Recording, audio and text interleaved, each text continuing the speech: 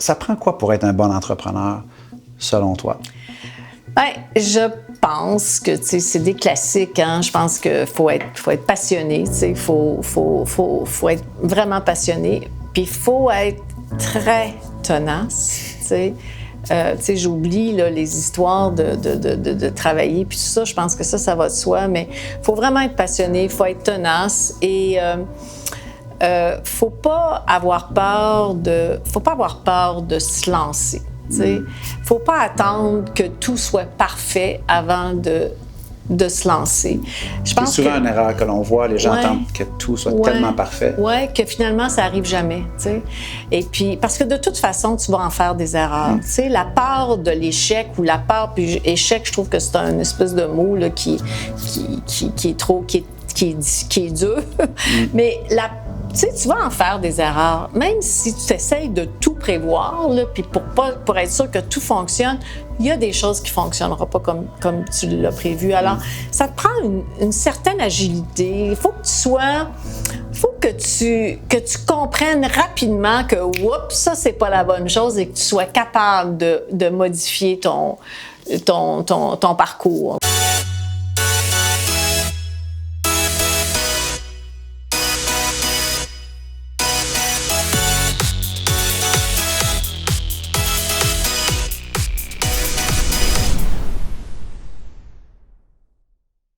Bonjour tout le monde et bienvenue à l'émission L'École du succès où, semaine après semaine, j'ai le privilège fantastique de m'asseoir avec des personnalités inspirantes de par leur message, leur parcours ou la différence qu'ils ont décidé de faire dans le monde. Et cette semaine, on ne fait pas exception à la règle alors que j'ai le privilège de m'asseoir avec une très grande femme d'affaires ici dans le paysage québécois-canadien. Christiane Germain, comment ça va? Ça va très bien, Martin. Ça va très bien. Merci. Good. Merci énormément de prendre le temps de t'arrêter à l'École du succès. Ça me fait super plaisir. Et je lisais en marge de préparation de l'entrevue que, en fait, tu n'as pas nécessairement eu la meilleure relation avec l'école quand tu étais au collège. C'était pas nécessairement... Non, c'était pas parfait. C'était pas parfait? Non, c'était pas parfait. Non, j'étais pas une étudiante modèle. Ah non? J'étais pas... J'ai trouvé ma voie quand j'ai commencé à travailler. Quand j'allais à l'école, c'était pas parfait. Parce que tu n'as pas commencé à travailler. Donc là, maintenant, le monde des affaires, le groupe Germain... présidente, en fait, coprésidente, cofondatrice. Oui, exactement. Avec ton frère. Avec mon frère, Maintenant, 17 établissements. 17, oui. En date il y a quelques semaines, octobre, on en a 17 et on va en avoir 18 à partir du mois de février 2019. Ouais. Fantastique. Ouais. On est très contents. 6 provinces canadiennes. Je pense que c'est 6, mais là, je pense qu'on ajoute une autre. Parce que le prochain s'ouvre à Saskatoon. Wow. Saskatchewan. Alors, je pense qu'on est à 7. Je pense qu'on est à 7, oui. Mais tu disais, ça a commencé à mieux aller quand tu as commencé à travailler. Tu n'étais pas dans le monde des affaires au début, donc tu as été... Ben non, moi, c'est pas compliqué. J'étudiais, puis j'aimais pas vraiment ça, puis je me mange.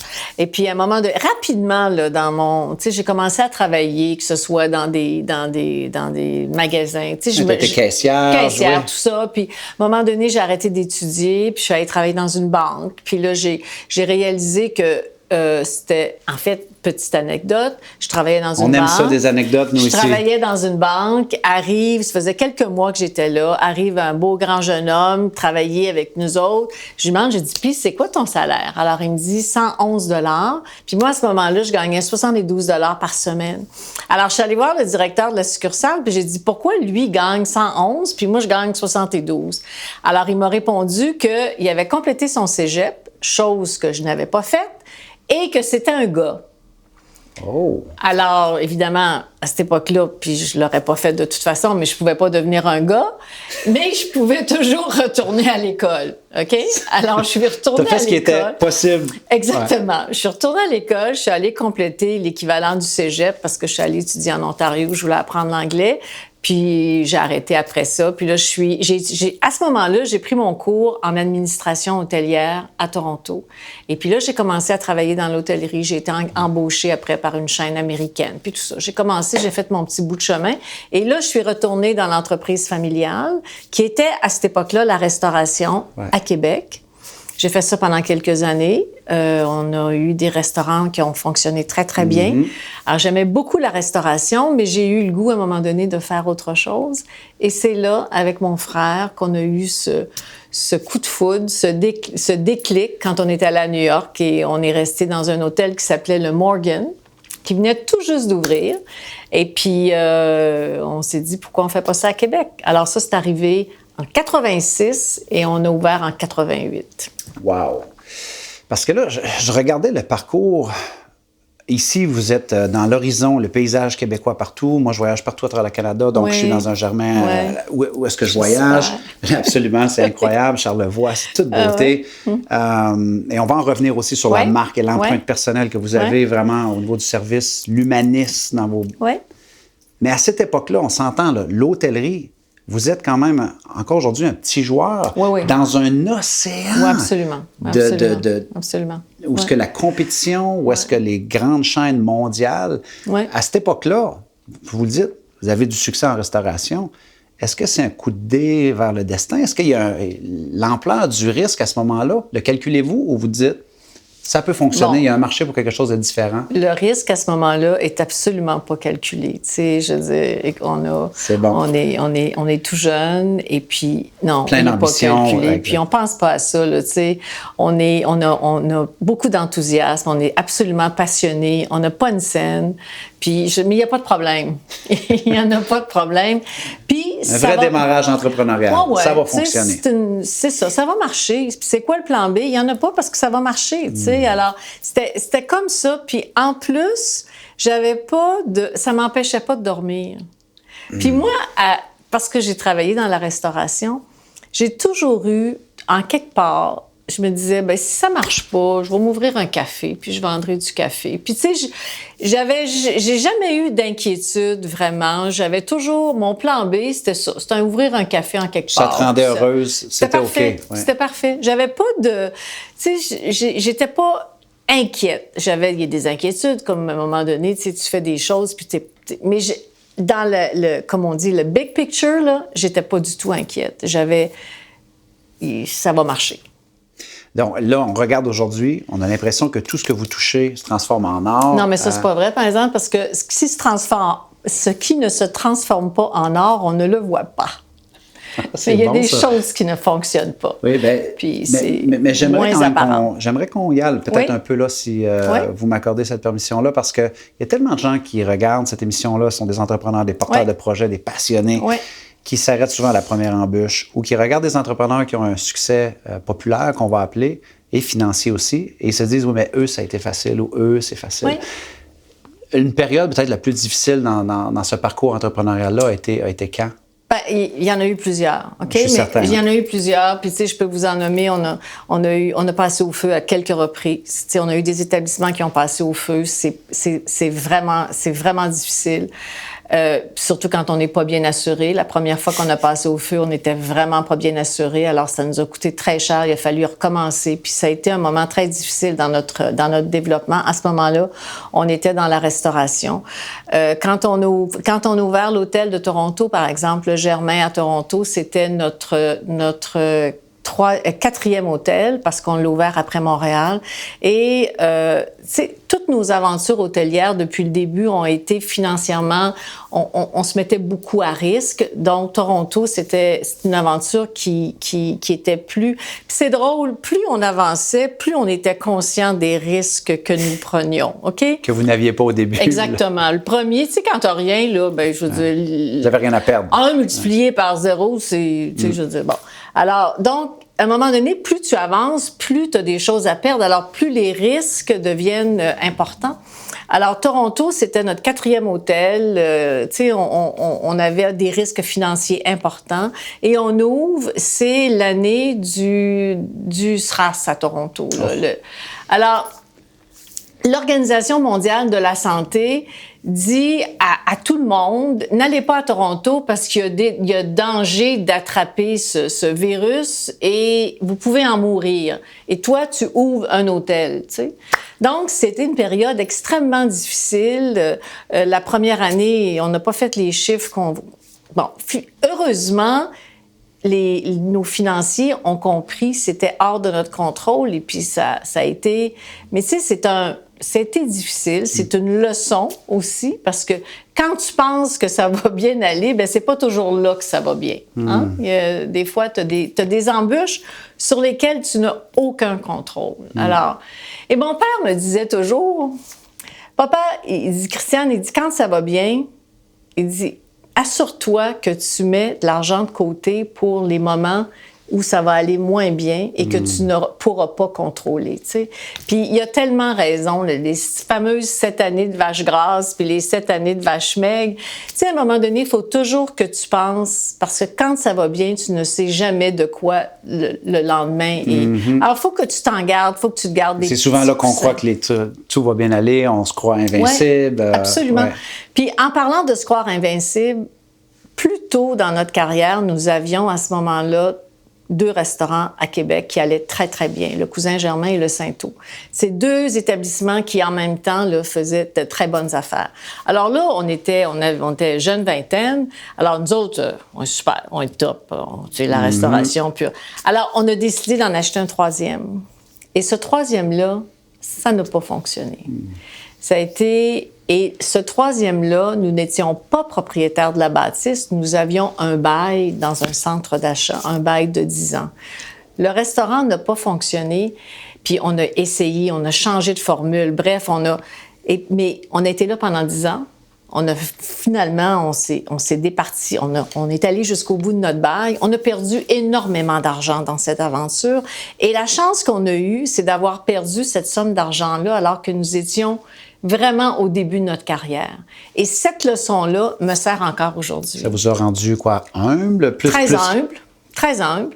Et c'est pas parce que les autres disent que t'es bon que t'es bon. Hein. Ouais. Tu sais, je veux dire, tu peux être très bon, mais il y a des fois des circonstances au fait que tu sois si bon que ça. Alors, il faut toujours que les 2 pieds sur terre, hein, rester vraiment, là, j'aime pas utiliser ce mot-là, mais être groundé, là, tu sais. C'est et l'humilité, même quand ça va bien, il faut que tu aies toujours cette partie-là chez toi qui fait que tu n'es pas la seule personne responsable de ton succès.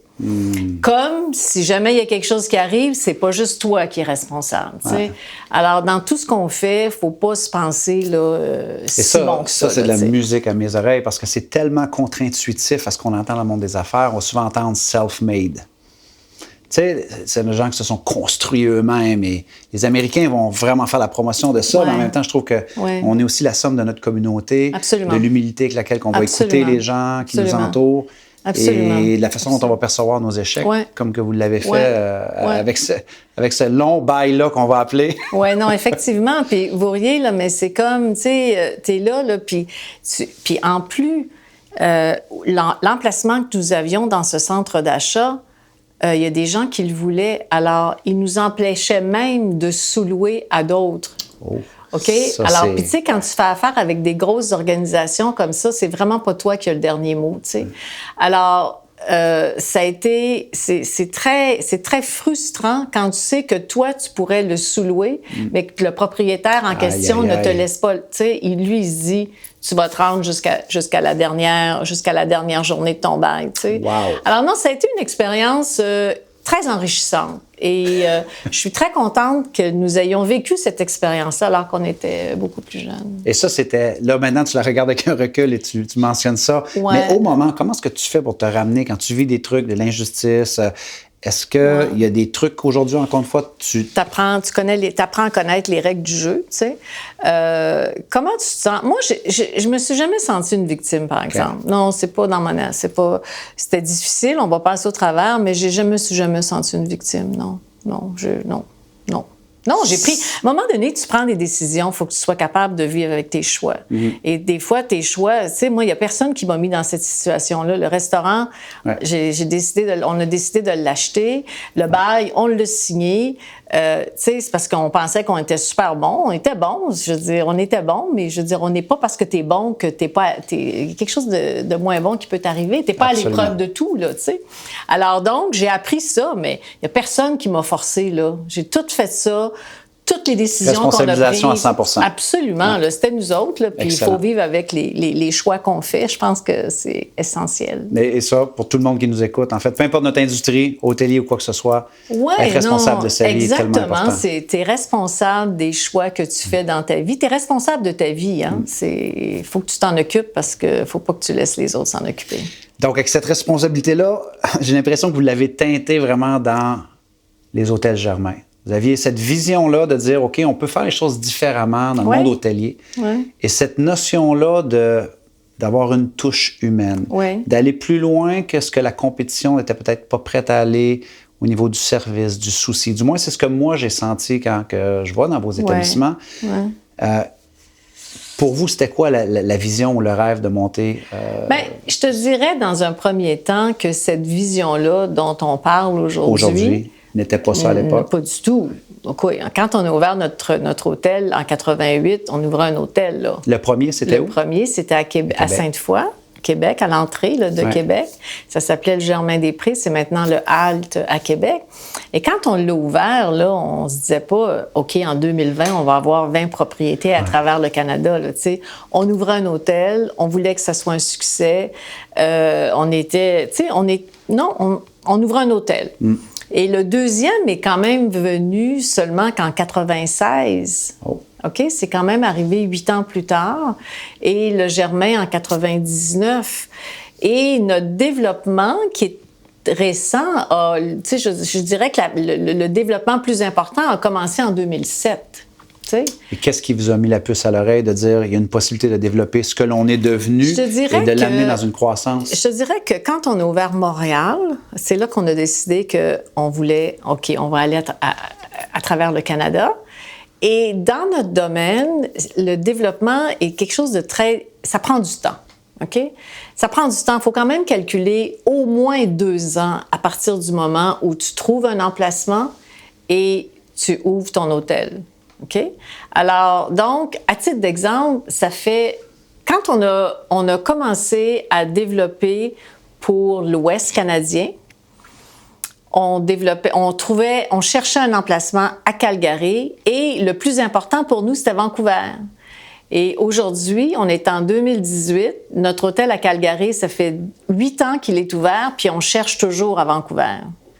Alors, tu sais, l'hôtellerie, notre domaine, c'est un domaine qui requiert beaucoup de capitaux et ça prend du temps avant d'arriver avec un produit final. T'sais. Mais est-ce qu'en 2007, la motivation était aussi de voir que vous aviez maintenant observé que vous aviez une différence dans le marché et de dire on peut prendre notre place dans cette industrie-là? On l'avait observé un peu plus tôt, mais je parlais des ressources financières que nous n'avions pas complètement. Et mon frère, surtout, a beaucoup travaillé sur le développement en étant accompagné par des investisseurs. Est arrivé aussi dans le début des années 2000, notre partenaire Daniel Gauthier. Daniel est arrivé avec nous, si mon souvenir est bon, autour de 2003-2004 comme partenaire important. Et ça a été aussi un bon coup de pouce parce que Daniel, contrairement à beaucoup d'investisseurs, Daniel était là pour le long chemin, pas juste pour dire j'investis puis je veux un retour puis je m'en vais. OK, Daniel était là pour nous accompagner pour une bonne période. Alors ça, c'est sûr que ça a été qui est lui-même un très grand entrepreneur. Là. Absolument. Daniel, cofondateur en fait du Cirque du Soleil. Exactement, c'est ça. Et qui avait vendu quelques années auparavant et cherchait des investissements. Puis on a été sur sa route et il a choisi entre autres choses, d'investir avec nous. Et Daniel est toujours avec nous, a donc été un partenaire là, qui nous a accompagnés. Puis c'est comme n'importe quoi aussi, hein? Dis-moi qui tu fréquentes et je te dirai qui tu es. Alors Daniel, ayant la réputation qu'il avait, qu'il a toujours, ayant choisi de cheminer avec nous autres, d'investir avec nous autres, ben veut pas, ça attire d'autres mondes aussi. Alors là, il y a eu comme un effet d'entraînement qui nous a permis de pouvoir justement accélérer le développement. Et ça s'est fait. Ah oui. Oui, et ça se fait toujours. Exactement, parce que vous voulez être à 20 établissements en 2020, on va y arriver, là. Oui, on va y arriver, là, c'est sûr. Ouais. Quelles sont les plus grandes leçons ou quelques clés parce que tu as aussi occupé la position de l'Œil du Dragon, ici, qui est une émission où on va présenter des plans d'affaires, des projets entrepreneuriaux. Donc, pour les gens en France qui connaissent peut-être pas ça. Une émission qui fait la promotion des entrepreneurs. Finalement. Oui, finalement, c'est ça. Puis qui permet à des gens comme nous, les dragons, d'investir dans des entreprises. Exactement. Ouais. Donc, ça prend quoi pour être un bon entrepreneur, selon toi? Bien, je pense que c'est des classiques. Hein? Je pense qu'il faut être passionné. Il faut être vraiment passionné. Puis il faut être très tenace. J'oublie là, les histoires de travailler. Puis tout ça, je pense que ça va de soi. Mais il faut vraiment être passionné. Il faut être tenace. Et faut pas avoir peur de se lancer. Faut pas attendre que tout soit parfait avant de se lancer. C'est souvent une erreur que l'on voit. Les gens attendent que tout soit tellement parfait. Oui, que finalement, ça arrive jamais. Et puis, parce que de toute façon, tu vas en faire des erreurs. La peur de l'échec ou la peur, puis échec, je trouve que c'est un espèce de mot là, qui est dur. Mais tu vas en faire des erreurs. Même si tu essayes de tout prévoir, là, puis pour être sûr que tout fonctionne, il y a des choses qui ne fonctionneront pas comme tu l'as prévu. Alors, ça te prend une certaine agilité. Il faut que tu comprennes rapidement que, oups, ça, c'est pas la bonne chose et que tu sois capable de modifier ton parcours, là, tu sais. Alors, moi, faut pas que tu aies peur de te lancer. Écoute, quand on a ouvert Toronto, puis on fait maintenant plusieurs hôtels qu'on ouvre, mais à titre d'exemple, on a ouvert Toronto. J'expliquais tout à l'heure que c'était une période très difficile à Toronto et à cause de l'épidémie, mais on a ouvert Toronto, on avait 6 chambres de prêtes là, sur 122. Alors, on n'était pas prêts, mais on avait décidé qu'on ouvrait. C'est tellement bon, ça. On avait décidé qu'on ouvrait. Alors... Louer 6 chambres pour commencer, c'est énorme, ça. Non, mais c'est que... Alors si... Moi, sincèrement, j'ai jamais ouvert un hôtel, puis je n'ai jamais eu le sentiment qu'on était prêt. Alors, il manque toujours des choses. Il y a toujours quelque chose qui ne fonctionne pas. Écoute, si tu attends que ta 120e chambre soit prête... ça finira plus. Ou que toutes les conditions soient idéales. Ça finira plus. Je me souviens d'avoir ouvert un restaurant, le Cousin Germain. Il manquait. Ça, c'était pas particulièrement brillant. Mais on avait oublié les poignées de porte. Vraiment? Non, je te jure. On avait oublié on avait des belles portes, les portes d'entrée, là. Je parle pas des poignées de porte, là. Les portes d'entrée, on avait des magnifiques portes. Puis, on avait oublié les poignées de porte. Alors, c'est très drôle, ça. Non, alors on a ouvert pareil, hein, puis ça a marché pareil, tu sais. Alors, faut pas... Si on attend que tout soit prêt, ça fonctionnera jamais. Alors, il ne faut pas avoir peur de se lancer. Est-ce que cette attitude-là, Christiane, ça te vient majoritairement de ton papa, tes parents, ou est-ce que tu l'as aussi développé sur le terrain? Non, ça, je pense que c'était naturel. Non, je pense que c'était naturel. Non, j'ai pas... c'était naturel. Puis effectivement, mes parents étaient des entrepreneurs.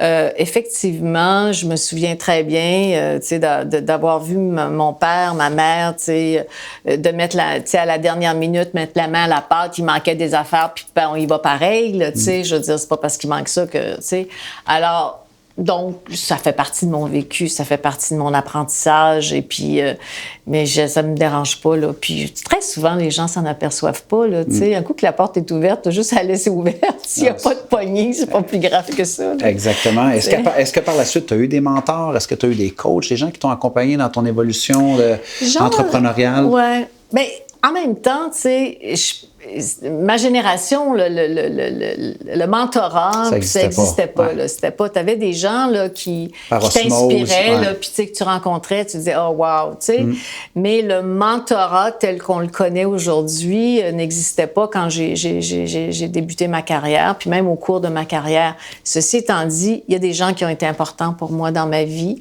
mais qui ne m'ont pas accompagnée. J'ai vécu des moments avec eux autres qui, je disais « Ah, j'allais chercher quelque chose, mais ça n'a pas été une ou deux personnes. Je pense que la personne qui m'a le c'est mon père, ma mère, c'est ces gens-là qui ont vraiment été mes mentors, là, tout au long de... Puis encore aujourd'hui. Sans être des mentors officiels, c'était par observation, c'était des entrepreneurs, tu les as vus travailler fort, tu les as vus être déterminés. Ça a été définitivement mes modèles. Et même encore aujourd'hui, alors que tous les deux sont décédés, je pense encore aux autres.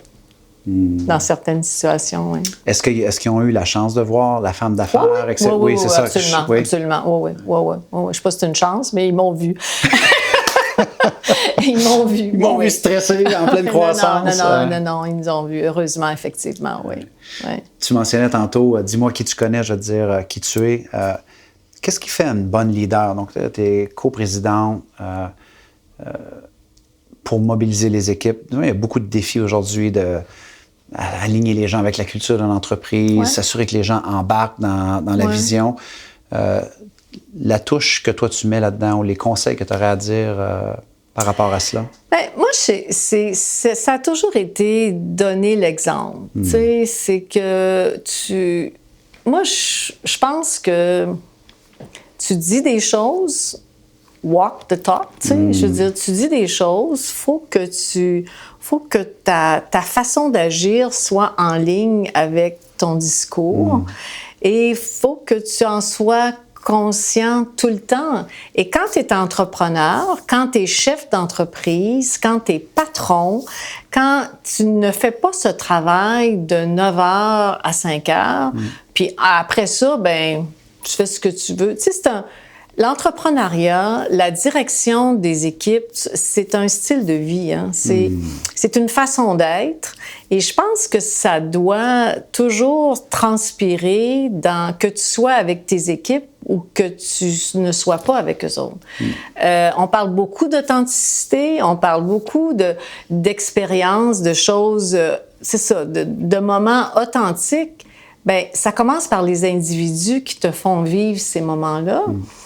Puis moi, je pense que, tu sais, faut donner l'exemple, faut être conscient de ça. Ça se traduit comment? Genre, est-ce que tu es toujours vraiment en contact avec tes gens? Tu n'as pas peur de... Ça se traduit par le manque de perfection.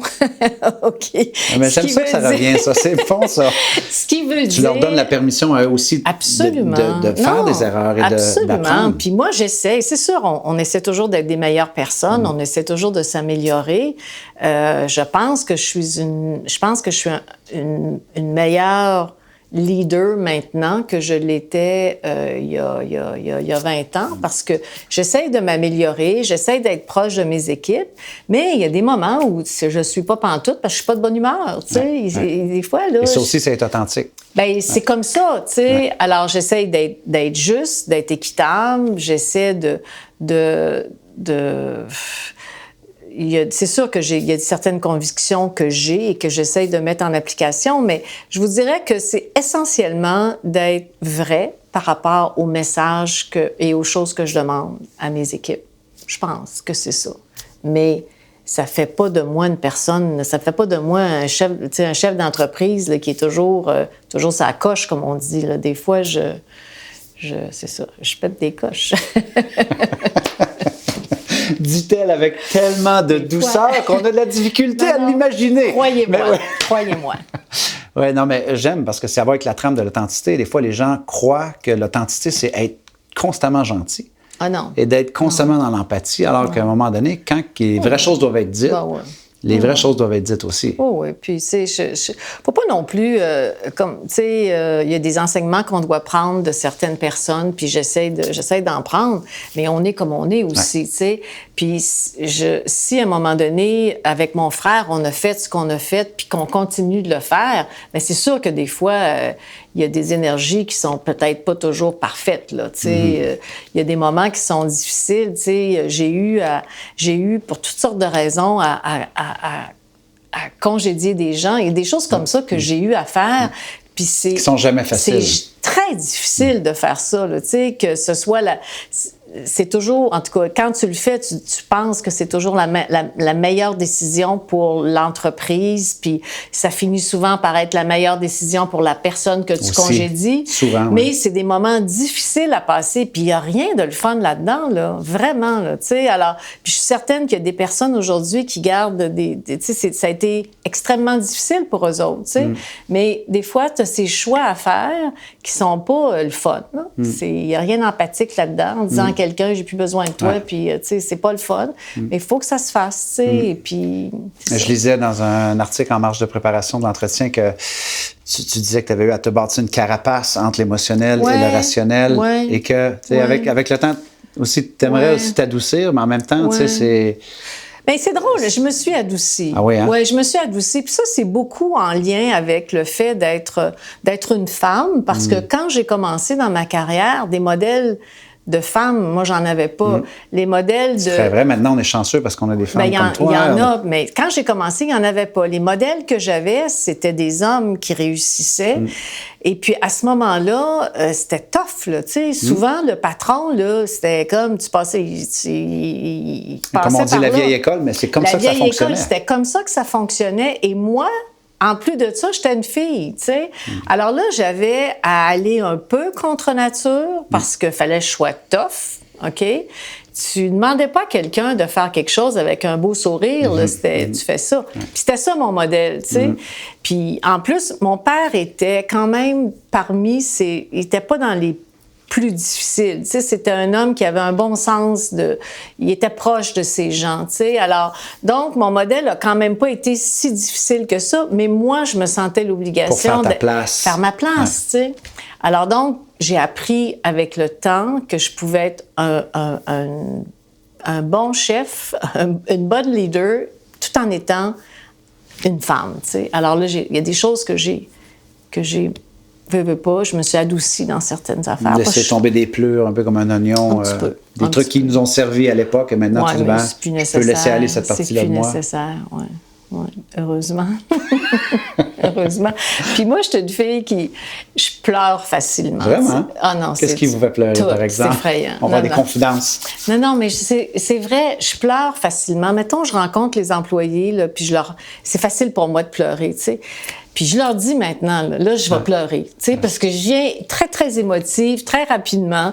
Puis avant, là, tu sais, c'était un cauchemar pour moi. Puis maintenant, ben, tu sais, je leur dis, faites-vous-en pas, là, je vais vous faire une petite braille. Puis après ça passe. Ça fait partie de la transition adoucissement. C'est ça. Ouais. En tout cas, je suis content. J'ai l'impression qu'on a eu la version douce aujourd'hui. Ah! Très douce, très docile. Ouais. Ben, c'est la vraie version, là. C'est qui je suis. Je le sais, c'est qui je suis. C'est pas une version, c'est vraiment qui je suis. Absolument, et je le ressens aussi. Qu'est-ce qu'on peut te souhaiter? Donc, tu dis que vous allez dépasser les 20 établissements. Ouais. Est-ce que, côté personnel, on peut te souhaiter quelque chose? Est-ce que tu as un projet en parallèle, un truc qui te fait vibrer présentement, que tu te dis, j'aimerais vraiment me pencher sur ce truc-là? Je dirais, j'ai toujours des projets. Là. J'ai toujours des projets, mais à l'intérieur de l'entreprise, je dirais que le projet, au-delà de faire d'autres hôtels puis tout ça, c'est vraiment que ma fille travaille dans l'entreprise, mon neveu travaille dans l'entreprise, et c'est vraiment de bien réussir ce passage, ce passage là, de familial, transition, de nous sommes les fondateurs, puis de passer ça à nos enfants qui vont continuer là-dedans, pas tout seul évidemment, avec d'autres, mais ce passage-là, c'est quelque chose que je souhaite. C'est tout un défi en soi qu'on dit les transitions d'entreprise. Que nous réussissions très bien, parce que c'est non seulement l'entreprise qui va en bénéficier, puis c'est des personnes aussi, nos enfants, puis l'équipe qui travaille autour d'eux. Bien, on te le souhaite énormément. Merci beaucoup. J'ai aucun doute que ça va se faire. Merci. J'espère que vous avez retrouvé autant de valeur que j'ai pu en retirer de cet entretien-là. Tu as été très généreuse de tes propos. Merci beaucoup de t'être arrêtée à l'École du succès. Merci beaucoup. J'espère que tu as apprécié ton passage. Ça a été un plaisir. Absolument. Alors, je suis curieux de voir lequel des passages vous a le plus interpellé dans son parcours, dans les clés qu'elle a partagées. Beaucoup de sagesse, beaucoup d'humilité. Alors, laissez-nous un commentaire sous la vidéo. Ça me fait plaisir de les lire et d'y répondre. Alors, en ce qui me concerne, il me reste simplement à vous dire à la semaine prochaine pour une autre émission de l'École du succès. C'était Martin Latulippe en compagnie de Christiane Germain. Merci énormément. Merci, Martin. Au revoir tout le monde.